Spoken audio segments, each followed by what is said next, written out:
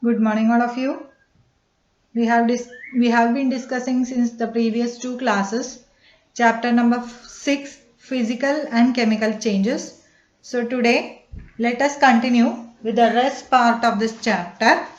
And I hope all of you have understood what are physical and chemical changes, most part of it, and you all remember the experiments. You have gone through it one more time. I think you have been familiar with this and you will remember this in the further part. If not, you can go through the lesson one more time and then watch this video. Okay, so let us continue. So what are physical changes and what are chemical changes? We are going to discuss the further part today. So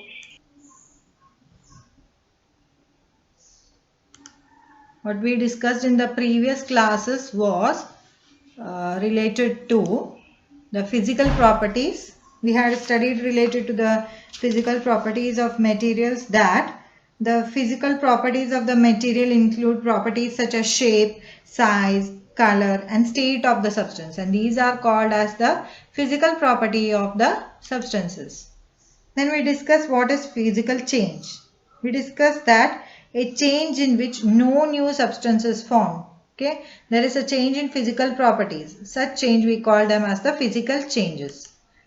Then we discussed about chemical properties. Okay, we discussed that when a new substance is formed, so a chemical reaction occurs. So such properties of material we call the chemical properties. We discussed about chemical changes. We discussed that change in which one or more new substances are formed, such changes we call them as the chemical changes. And then we also studied some chemical changes through experiments. Okay, we discussed a series of experiments. I hope you all remember the experiments which related to burning of magnesium, then dropping of iron in copper sulfate solution, and also the production of carbon dioxide gas and passing it through lime water. I hope you have all gone one more time through this part of the chemical reactions and you have learned the chemical reactions very well.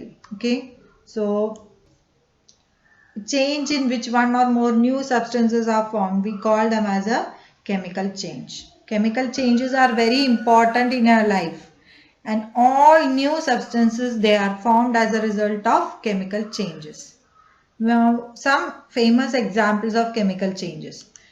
To obtain a metal from its ore. Okay, if you take iron, this iron does not purely exist in the atmosphere. It is a mixture. Okay, so what is done? This iron is first obtained, and then rocks containing this iron, they are taken. Okay, and then through a series of reactions, molten iron is obtained, and from that, after cooling of that molten metal iron, we get the metal. This process is called as extraction of metal from its ore. Like iron is extracted from its iron ore. Okay, so a series of chemical reactions. You can see the picture 1, 2, 3. In all these, what is happening is a series of chemical reaction is occurring, and hence we can obtain the metal from its ore. Okay, in the production of medicine. So in the production of medicine, what is happening is many chemical reactions they are occurring. Okay, when you take any chemical medicine, okay, any medicine, usually its nature is chemical. Okay, so these medicines, there are huge reactors. They are made in reactors where the reaction is occurring. A chemical reaction is occurring inside that, and as a result we get the medicines that are produced. Then in the making of plastics and detergents, okay, here also a series of chemical reactions are occurring. Because of that we are able to make plastic and detergents, right? Then moving through the next changes occurring in a chemical reaction. Okay, what are the changes that are occurring in a chemical reaction? Heat, light or any other radiation, they may be given off or absorbed when a chemical reaction is occurring. Sound may be produced. Okay. A change in smell may be produced or a new smell may be given off. A color change may take place or a gas may be formed. So in a series of chemical reaction, what all changes can we find? We find that heat may be produced, light may be produced, or any type of radiation they can be produced. Sound can be produced. Similarly, there may be a change in smell. Some chemical reactions produce very good smell, whereas some chemical reactions produce bad smells, right? Similarly, a color change that may occur, and a gas can also be formed, like we had done with carbon dioxide that time. New gas that was produced and we passed it through lime water, turning it milky. So such a kind of gas, it can be produced in a reaction. Okay.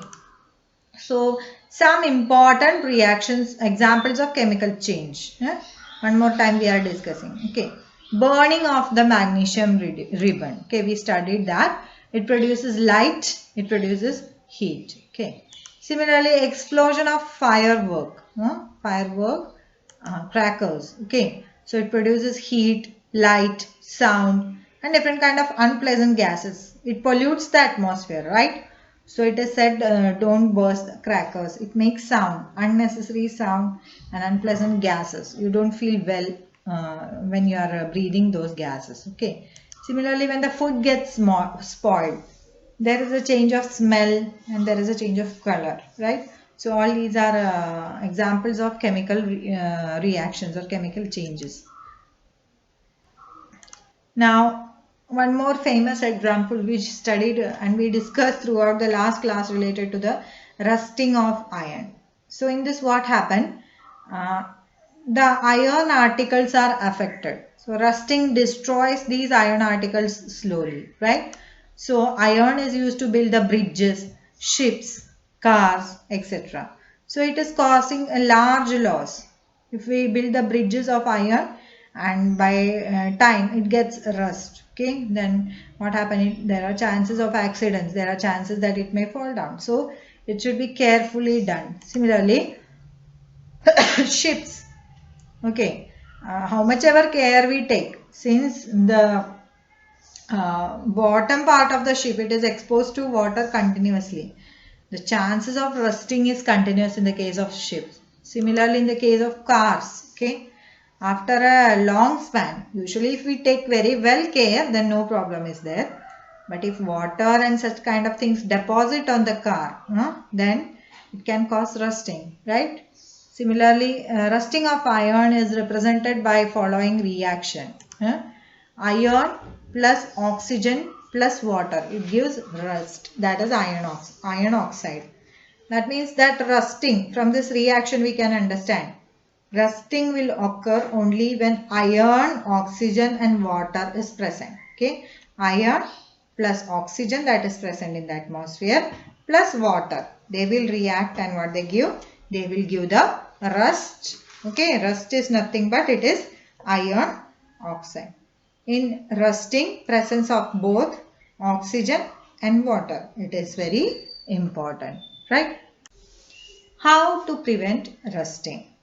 Now rusting is occurring naturally when iron is exposed to oxygen, water. Okay, it is not that we cannot expose it, but we should think of a method to prevent this, right?